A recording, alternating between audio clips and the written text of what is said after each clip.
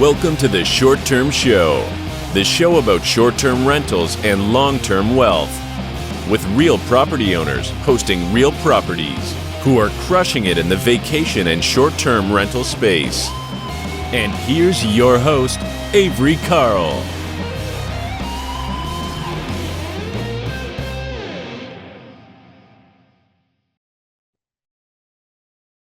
This episode of the Short Term Show is brought to you by the Short Term Shop. 30-year fixed mortgages, tax benefits, and long-distance management training made easy are just a few of the perks of owning a short-term rental.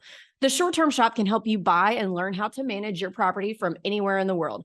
Just go to theshorttermshop.com and click Get Connected. Again, that's theshorttermshop.com, and we are brokered by EXP. See y'all over there. Hey guys, welcome back to the Short Term Show. Today we are mixing it up a little bit, not talking about so much short term as a few other types of real estate investing. Today we have two guests, Glenn and Amber Schworm of the Home Flipping Workshop, and we are going to talk about a lot of different things today. So stay tuned, but we'll start out with saying, hey, how's it going, Glenn and Amber? We are good. Thanks for having us on. Yeah, thanks. Thanks for coming on. You bet. Yeah. So let's start out. If you'll just tell us a little bit about yourself and how you got into real estate investing. How far back you want to go? As far as you want. We got plenty of time. So as much detail as possible, actually, because, there's going to be a lot of people out here who might be able to relate. Sure. Yeah. So if you want to go way back, so 30 years ago, I bought my first two rental properties. I was 19, 30, that's 35, 4 years. Wow. Anyways, over 30 years ago, I bought my first two properties. They were kind of in the hood and they weren't good properties. And I was 19.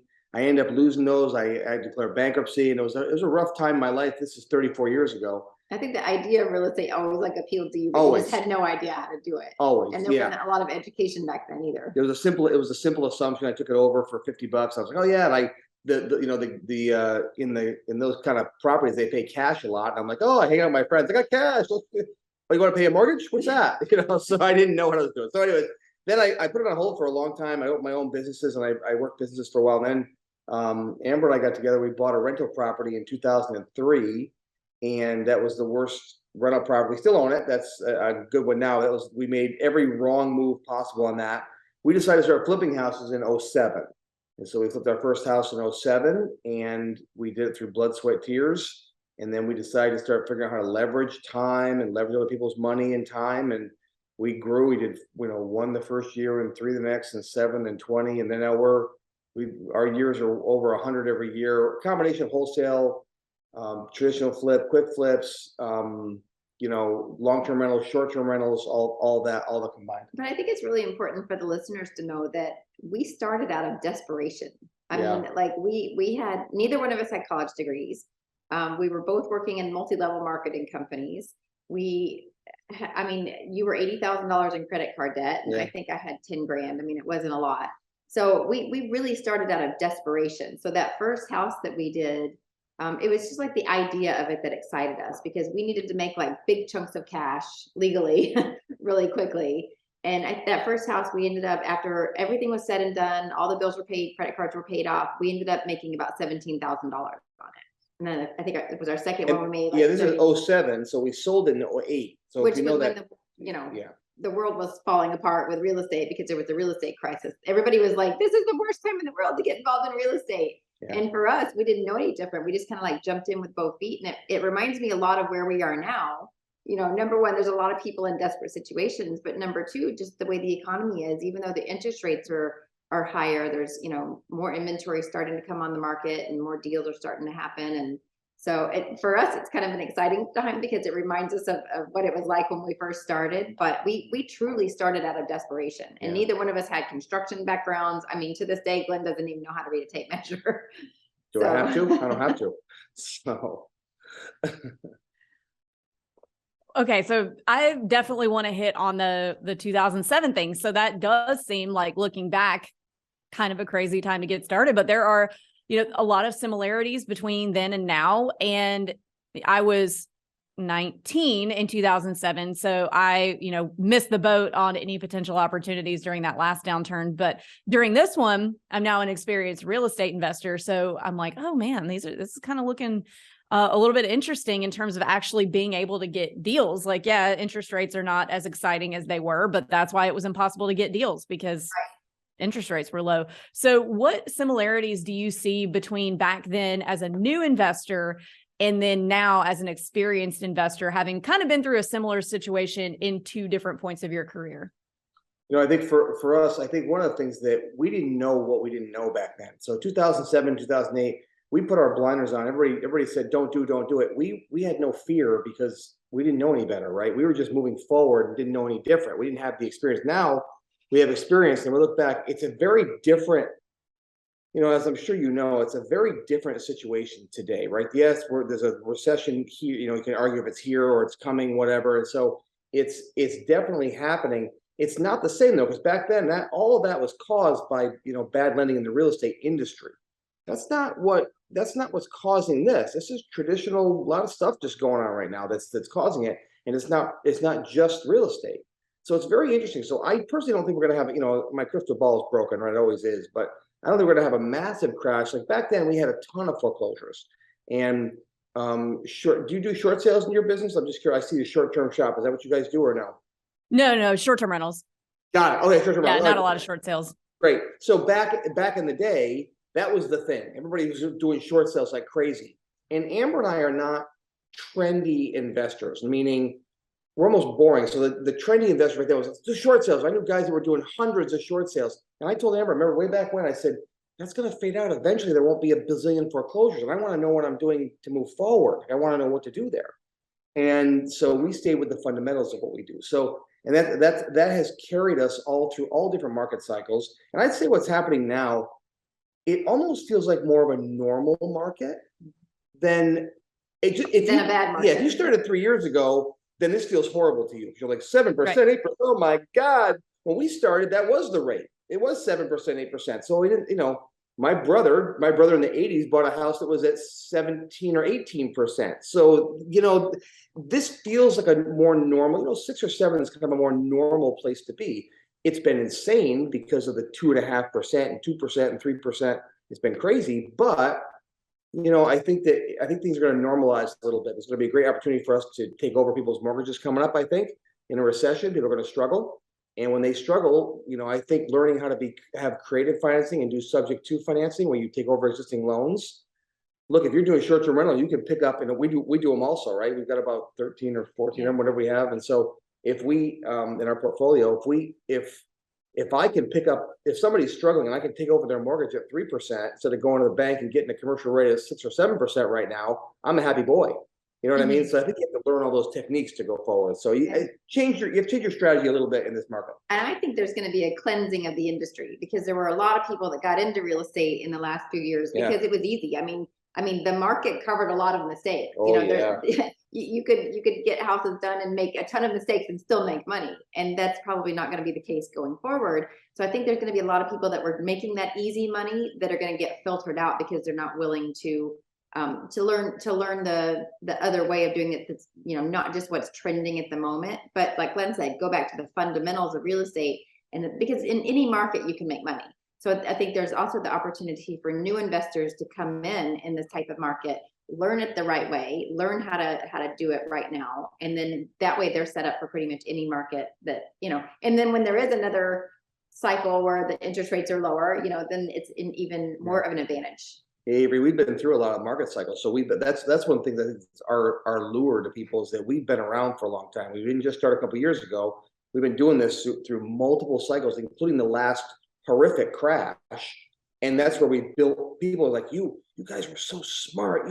You picked the moment in time. I'm like, we were desperate. I was lucky. I didn't pick a moment. I didn't know. Looking back, I saw it was a moment, but now I didn't know. But I think that we've been through so many cycles of ups and downs. We struggled for years until this last boom came along, and it took our portfolio. It was like, holy crap! It just raised all the equity. No, in a rising tide, all boats rise, right? So, it's good stuff. Yeah, and I think a lot of investors make the mistake of trying to wait for the perfect moment, trying to find that perfect moment to get started, and then they never do. And I always compare it to like getting ready to have kids. You're never going to say, okay, it's perfect. We're totally ready. You kind of just like have to jump in and do it. And I think that a lot of people end up never getting started because they're trying to find the perfect moment, and you can't. It's impossible to time the market because you would have to be able to predict the future to do that. So really good point. Yeah, no matter what you do, even in our, right now, our real focus is more, and we're doing a lot more short-term rentals now. We're doing a lot more long-term. We're doing a lot more rentals and long-term assets. And so even now, if you buy and use at a higher rate, there's going to come a time when the rate comes back down. You can just refinance. My opinion, you should never stop buying real estate. It will dollar cost average over the years. It'll always outpace inflation. It'll always be a good investment. That's my opinion. And I think there's a trade-off too for what things cost too. So we're part of a big real estate mastermind, and a couple of years ago, everybody was like, no, new building. We shouldn't do new building because material costs are through the roof because of COVID, da, da, da, da. So there was a guy that did this presentation and showed it on a spreadsheet. Yes, but the cost of money is so cheap because the interest rates were so low that it still made sense to build even with the higher cost of the materials. And I think the same thing is true now. So even though interest rates are lower, like when we first started in 2007, we could get labor done for like next to nothing. I mean, it was like crazy, really, really crazy cheap. So yeah, now it's ridiculous. So as inflation goes up and, maybe more homeowners start doing less renovations, then the contractors aren't as busy. And so those prices start to come down and get more competitive with each other. So there's always like that yin and yang and give and take on, yes, maybe you're paying more for the house because the money's more expensive because the interest rates are higher. But there's other things that you can get better deals on that makes it even out. And that's just like one example of those things. Yeah, totally. And I want to talk about too, y'all's short-term rental portfolio. So what's in that? You got 13 or 14 of them. Where are they? How big are they? All that fun stuff. This was kind of funny. Yeah. So we're from upstate New York. We actually moved to Florida a year and a half ago because we had to get out of New York. But those are. We love the ocean, so we're on it now. Finally, we feel it's our lifelong dream. Yeah. So, yeah. But those are just in normal, everyday residential neighborhoods. And it is not a travel destination because Avery, nobody says, hey, honey, let's jump on a plane and go to Albany, New York on vacation. It just doesn't happen. But, there's still weddings and funerals and people having surgery and work crews that go through there, or people that are moving to the area. Wait, who travels for surgery? What was that one? Oh no, we have people that come. Oh, really? Sometimes I'll shut up. Specialists. Yeah, her and my son run that business. They fired me from it like a year and a half ago. They go, we can run this business without you. Get out of here. I'm like, okie doke. So now go ahead.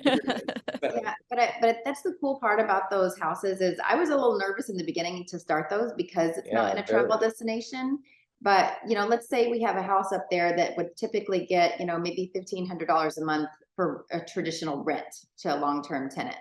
We're 2xing or 3xing our money on those houses as short-term rentals. So it just makes a whole lot more sense for us to do that to those areas. They're typically 3-4 bedroom houses, 1,500 square feet. And we make them nice. We don't go get grandma's furniture or garage sale stuff. We make them really, really nice. When we moved to Florida, we Airbnb'd our personal residence up there, and that was a real nice home. That one we do quite well on. Yeah. In the summer we get $700-800 a night on it. Yeah, that's got the pool, the hot tub. It's got the whole. Oh yeah. Yeah, it's very strange. I don't know if you've ever done that before. Have you ever done that with your own house? Airbnb? No, I haven't. We've got 2 little kids, and it would just be impossible to get it how it needs to be with all the toys and crap everywhere. So even like the shove-in closet. So we left. We left New York, and now we live down here on the coast. And so my 85-year-old mom's up there. Our 23-year-old son's up there. My daughter up there, 18. So I go back, and I'll stay in the house. It's so funny how when you go back to your home, when all your stuff, a lot of our stuff's still there. A lot of our furniture is part of the Airbnb we just bought new down here. And when you don't live in a home, it's no longer a home. It's when you walk in your own house and you see signs up like, here's the Wi-Fi and here's the toilet area, whatever it might be. You're like, it doesn't feel like home anymore. It feels strange being in my house. It's strange. So, yeah, but it would be. But it's also a cool feeling because people are like, you had to sell your house to buy that beach house. I'm like, no. We make a lot of money every month on that house now, Yeah, that helps pay for our beach house. Absolutely. Yeah.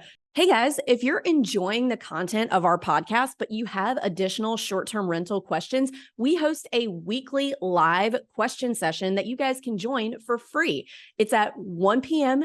Eastern on Thursdays. And if you head over to strquestions.com, you can sign up. So not only am I the host of this show, but I also own and manage my own properties, and I'd be happy to answer any questions that you have about short-term rental investing. So please join us anytime for a free weekly live Q&A on Zoom. Sign up at strquestions.com. So is that what made you decide to start short-term renting other houses in Albany, or did that start first? Like what was the thing that made you say, I think I'm going to try this as a short-term rental here? So we bought the house. So that house we just talked about, the house across the street was owned by a couple. We loved them. They were so nice, but they died in their late 90s. And when we got very close to their family, when they passed, after a year, they called us and said, "We want you to buy our house, our family house." Now it's right across the street from our house. Like literally, I looked into their window. It's a cul-de-sac, nice little, and it came with 7 acres of land, all that stuff. So we negotiated and bought that. And after we bought it, Amber and I said, "Do we dare try a short-term rental? It's across the street. We'll be able to see it. We'll see what it looks like. We'll kind of see what the party situation is, and we'll kind of see." And it was right before COVID too. And that's really important to talk about, just if we can pause for a minute. Because I guess we're gonna. we were, I think we had 2 at that point, maybe. And well, that one. we had a few actually. I mean, reservations just like canceled because of COVID. Like everybody freaked out. Oh, yeah. Then something interesting happened because we're about 3 hours north of New York City. All of our Airbnbs booked solid for the whole 6-month time frame where people were like in lockdown.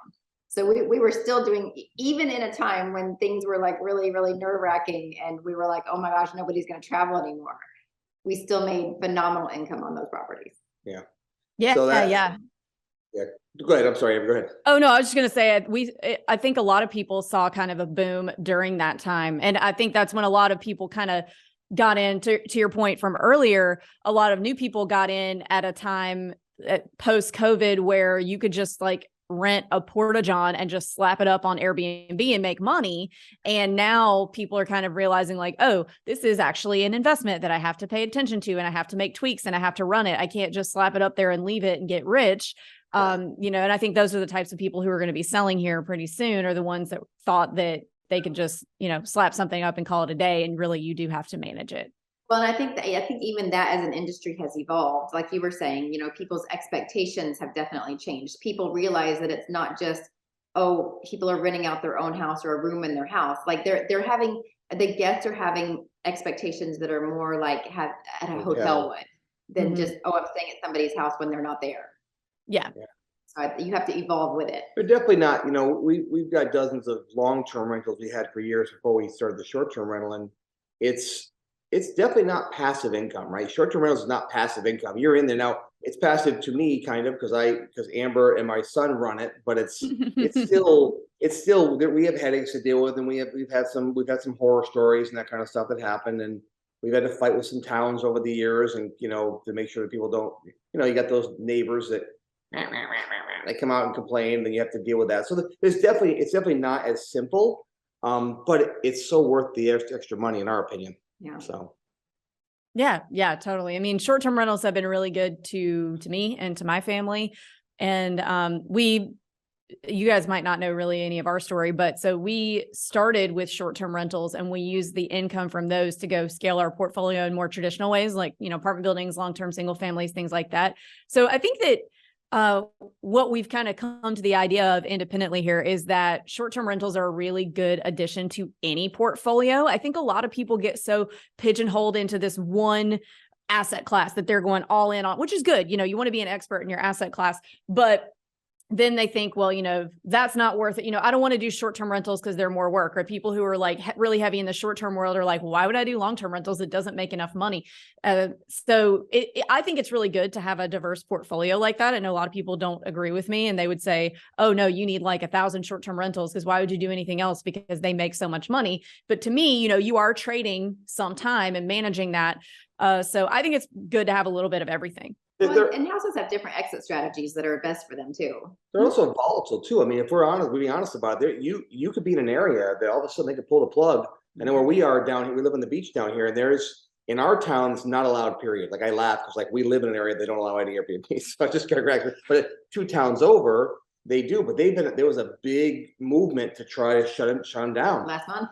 Yeah, they had a bunch of people showed up, and they ended up getting voted down because it was so much. It brought so much revenue to the town. Right. So it was. My point is though, they may win someday.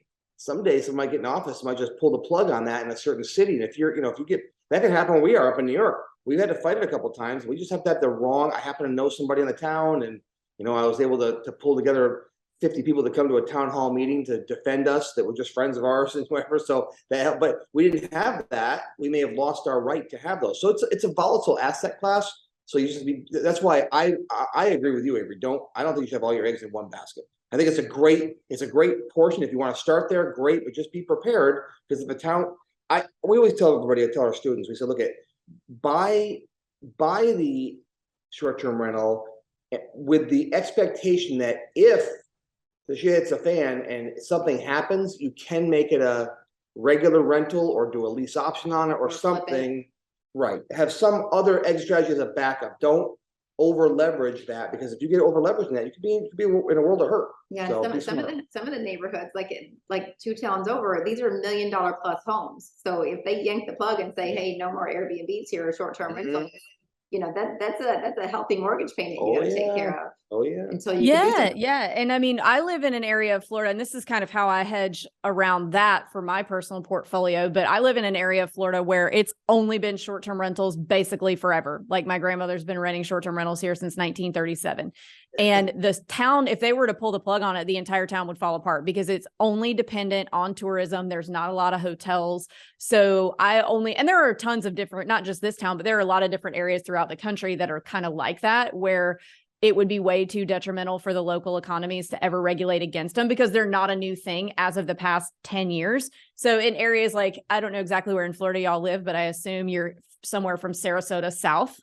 We're St. Pete area. St. Pete. Okay. Yeah. So those areas have a lot of hotels. They also have a lot of primary homeowners, like a lot of people who actually live there, because they're actual kind of little metropolises. I don't know the correct plural of that, but they're areas that have other types of industry. So there's a lot of people who actually live there who don't depend on that. Whereas I kind of focus all my portfolio as far as short terms are concerned on areas like this. So we're in Destin, there's Panama City, but there's plenty of places throughout the country that are like this, where there's not a lot of hotel presence. They've been dependent on short-term rentals since well before Airbnb was around, since before the internet in some cases. So, you always kind of have to make sure that you're choosing the right market. It's definitely not a strategy anymore where you can say, oh yeah, that house down the street from me is for sale. Let's just short-term it and see what happens. You have to be a little more strategic than that for sure. So yeah, I totally agree with you. Well, we're kind of neighbors. You're not too far from us then. Yeah, you're right around the corner. Yeah, cool. Pretty cool. Yeah. So let's hit on flipping for a minute, because I know a lot of our listeners are kind of interested in that, but I don't think a lot of them do. We talk a lot about buying and holding on this show, but not a lot about flipping. So sorry, keeps making noise. I thought I had closed my email tab.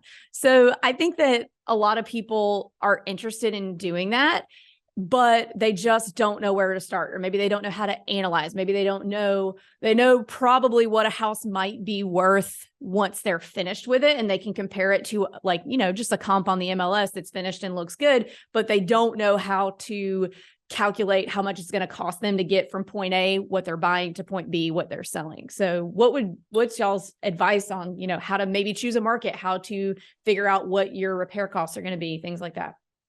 Gosh, that we'd go on forever with all that stuff. There's a lot of great questions there. So I guess to summarize, well, here, let me do a little self-promotion right now, because I happen to have it. So right here, we have a brand new book came out called The Birth of the Everyday Real Estate Investor. It's how real estate, not stocks, create wealth. And that we do chronicle a lot of that, like all you just talked about. It's 270 pages. It's a well-written book with all kinds of information there. So that's good. But repeat the name of it real quick, so everybody. The Birth of the Everyday Real Estate Investor. Everyday Real Estate Investor. Yep, Got it. Everyday Real Estate Investor. So, and we also, I'll do another shameless plug. We also put on what's called the Home Flipping Workshop. You can Google that online. We've got over 1,200 5-star reviews. We've been doing that for over 6 years now, and have thousands of students. And Again, that's called the Home Flipping Workshop. You can go to homeflippingworkshop.com or just Google it online, but you can read the reviews. And we take 3 days and we walk people virtually through how to find the deals, how to fund the deals, how to fix them, how to flip them, how to hold them if need be. We do some short-term stuff, some long-term stuff. But you know, a lot of times we find that flipping is good for people that want to have cash. Because buying and hold is good. It's a tough strategy to cash flow. It's a tough one to cash flow, you know, in bigger numbers. If you know, we try and help our students flip a couple houses in their first year and make $100,000 in net profit. That's what we try to have them do in the first year. If you can make 100 grand in 12 months, you got some options, right? Maybe you want to more, and we always encourage them to start working towards rentals. That's our one big regret. I think we didn't start rentals sooner. We started rentals earlier. Yeah. But we also at the workshop, we also give all of our students, it's called the Home Flipping Evaluator. So we actually go on camera and walk through a house, and it's line by line, and it helps them figure out the material and labor costs of what that house is going to cost to renovate, how much your money cost is going to be, the interest rate and all that stuff, and then, you know, the holding costs and closing costs and all of that stuff. So it lets people know whether that deal is a hero or a zero, and whether they are even in the ballpark to make an offer on it. The biggest thing, and you know this being an investor, we make our money when we buy in real estate. Now, you know, long term, we make our money on the hold. You'll make a lot of money there, but if you don't buy it right, you can buy a house wrong. It's just it take you more time to make up the profit, right? Over time, it take you more years. Where if you buy a house right, you know, if you do the BRRRR method, I'm sure you talk about that and teach that with your listeners, I'm sure. But the BRRRR method, when you're buying, you know, renovate, refinance, repeat, all that kind of stuff, or rent and repeat. You can pull cash out, and that's tax-free cash, but you got to buy it right to do that. If you want to cash flow a rental business, you're going to have to buy them deep. 50 cents in a dollar, 40 cents in a dollar, you're going to have to find those deals. And that's what we spent a lot of time going over, how to find those deals at the workshop, because that's where it starts, right? How do you Right. find out market deals? And then we go over funding. We have, to fund our deals, we use private lenders. That's a whole different podcast we can do. We use private lenders for all of our stuff. We raised about $5 million, I don't know, 10 years ago. We have those same investors to this day. One passed away, but other than that, two have passed away. Other than that, though, we still have the same investors, and that's how we fund all of our deals. So that's how we do it. Awesome. So do you guys choose a market specifically to flip stuff, or did you just start out like, okay, I'm just going to buy this in the town that I'm in so I can get my hands on it so I can learn how to do it? Or were you guys having to invest out of state? Because New York can be tricky, I know. Well, we're upstate, where our office is and our team is up there. It's upstate New York. So it's, again, like Amber said, about 2.5 hours north of the city. So it's the country. I grew up with cows in my backyard. So we're like in towns and, you know, villages, that kind of stuff. About 1 million people in the capital region up there. We don't love it because New York's not a very business friendly state by any stretch of the imagination. So it can be challenging, but we didn't know any better. And I encourage anybody getting started to do it near you if you can. You know, if you live in Southern California and the starting price is, you know, $900,000 for a 1-bedroom nothing, it's going to be a little more challenging. But we have friends who do it. I mean, that you can do it, but it's going to be a little more challenging. But if you have to travel, try not to travel too far, so you can at least get your hands on it and be able. Now, I'm not saying do the flip work yourself. We're all about leveraging and hiring out contractors, but I think that it's important that you be able to see it if you can, if that makes sense. So I recommend doing it near your own home. You know it. You have connections there. You know the area. You can research it. You know, Keep your eyes on. Yeah, when you're brand new, we don't do any. Well, I laugh, right? I say we don't do any flips long distance, but I guess We're in Florida now. They're still happening. we did 100 last. We did 101 last year, and we're in Florida. They're in New York. We didn't see any of them. So I guess we do that now, but that just sort of happened organically. We didn't seek another area that we didn't know. Does that make sense? Yeah. I think short-term rentals are a little bit of a different play on that, though. I think it is more important to find a good market, and there's so many good tools out there now to analyze and figure that out. That I think with Airbnbs and there's even like management companies that'll come in and take care of all the cleaning and repairs and all of that. So I think for that, I would definitely be open to that. Yeah. Yeah. So with our long terms, we started with one that was probably 15 minutes from the house that we lived in. And then once we figured out how to do it, and that one, I wouldn't call it a rehab. We had to redo carpet and paint. So just a little bit, like light.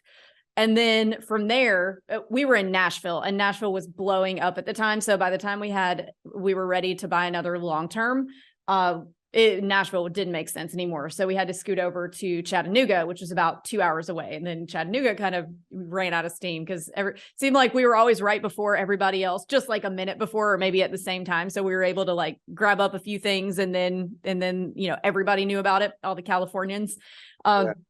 So yeah, I think it is a good idea, especially when you're doing long terms, to figure one out nearby. And then if you need to pivot to a new market at that point, you already kind of know what you're doing a little bit, but still choose a market that you might be a little bit familiar with. Don't just like, I personally am probably not running off and buying something in Cincinnati, Ohio, because I know nothing about that.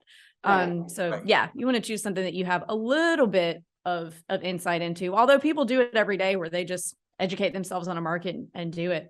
But it is a little bit different with long terms than with short terms for sure. For sure. Yeah. Well, guys, so we're to the last 3 questions of the show that we ask everyone who comes on the show. And the first question is, what advice would you give 20-year-old Glenn and Amber? Well, I mean, like he said earlier, we would start buying rentals earlier, but as far as the 20-year-old version of us, I would have to say, don't let your self-limiting beliefs get in your way of achieving your goals. I think when you're young, like you're listening to all this, you have all this information coming at you, and it's really hard to focus, and you have doubts from either the way you were raised or life experiences that you've had.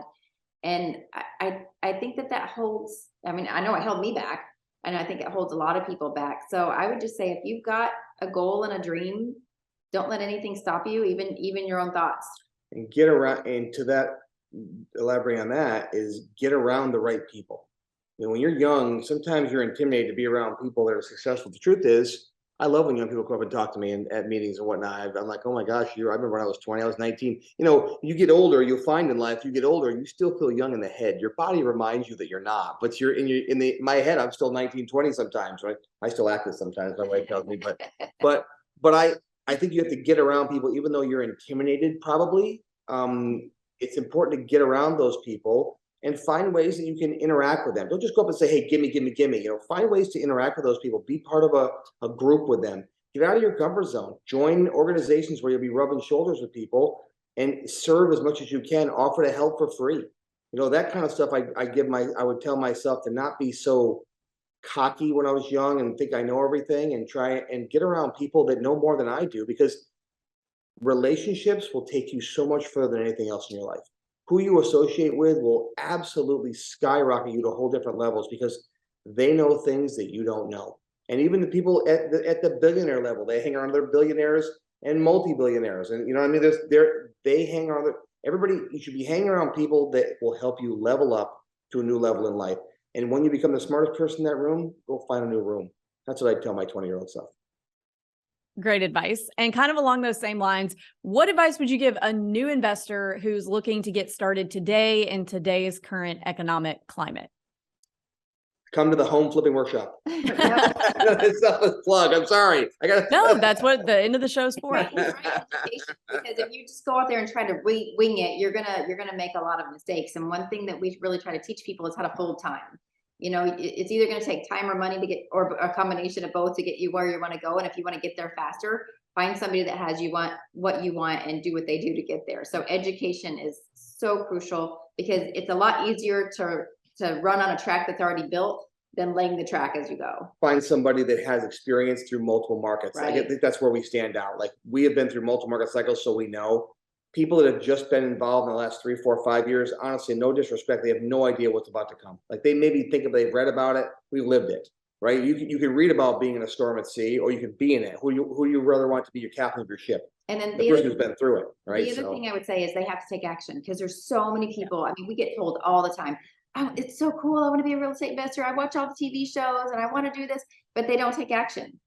Turn that want into something in action. You got to do it. Let me tell you a funny story as we wrap it up. We're having a lot of renovation work done in our house. There was a painter that was here. She comes in the door one day, she's on the phone, and she's talking about a wholesale deal. Now, our company has wholesale. I don't know how many millions of dollars worth of wholesales in New York. And she's talking about wholesale. I said, oh, are you a wholesaler? She goes, yeah, I just went to a course, and she was all jacked up on wholesaling. I said, oh, do you know who Amber and I are? And she's like, no. She kept on talking about herself, talking about herself. I said, you might want to think about Googling us, just, whatever. She never did, never said a word about it. And she consequently, she's been here doing work, and she, drives a beat up old car and whatever. No judgment to that, but clearly is struggling to find something new in her life. She's in my freaking living room talking to me, and I've done 1,000 deals, $100 million for the business. We live on the ocean. Hello. So sometimes there's people right in front of you. I even said to her, you ought to just take a look and see who we are. Because I thought, I'm not going to push myself on you, but I'd be more than happy to mentor you and give you some pointers. You're in my home. You're painting my bedroom wall. I'd be happy to give you some pointers. But she never did. And so she had all these dreams and aspirations, and then had somebody right in front of her that could have opened up some doors for her, but didn't. So just don't miss. Sometimes opportunity is right smack dab in front of you. You just got to make sure you're looking for it. It is. Yeah, you were right about that. Okay, last question. What is your favorite book that has impacted your mindset? Well, we were just wrote a book called The Growth. So, oh gosh, I think it's the Unf Yourself book. Yeah, I read a lot. I mean, there's a lot of them. Well, there's two of them. And What to Say When You Talk to Yourself by Shad Homestetter. That's an older book, but it was probably the very first book I read on mindset and self-talk, and that really opened my. And it's pretty easy read. It's a shorter book, but it was really, really good. The Four Agreements is also another good one. But then there's a more modern book called Unf Yourself by John Gary Bishop. And I preferred the Audible to reading it, because you get to hear his tone, and because sometimes things can be lost in translation when you're reading it. And when you hear the author's tone and how he actually really means it, it is such a brilliant book. Yeah. That, we all have these stories we tell ourselves about who we are and why we're the way we are. Well, my dad did this to me, or my mom did this to me. And then it goes into that, and then it goes into, expectations we have in life. And it's a really good book. Yeah. That's probably my favorite now. I read hundreds of books over the years. The Audible popped up and said, you read these books last year. And I read like 22 books, I think, last year, which is decent. That's about my pace that I read. And I say read, I listen. I'm an Audible guy, so I try and take them in and listen. But yeah, that's my two of our favorites for sure. Awesome. So last thing, thank you guys so much for coming. And if our listeners want to learn more about you, buy your book, take your course, where can they find you? The best place is to go to glennandamber.com, because we do have a lot going on. So we thought it'd just be easy to put it all in one spot, but there's links to all of the stuff that you just mentioned, plus our podcast and social media platforms. Our new show, yeah. Our new show, yeah. Our new show called The Big Flipping Break just hit. That's out there now, so it's exciting, but yeah. So glennandamber.com. All right. Well, thank you guys again so much for coming on, and we'll catch you later. Thanks for having us, Avery. Thanks.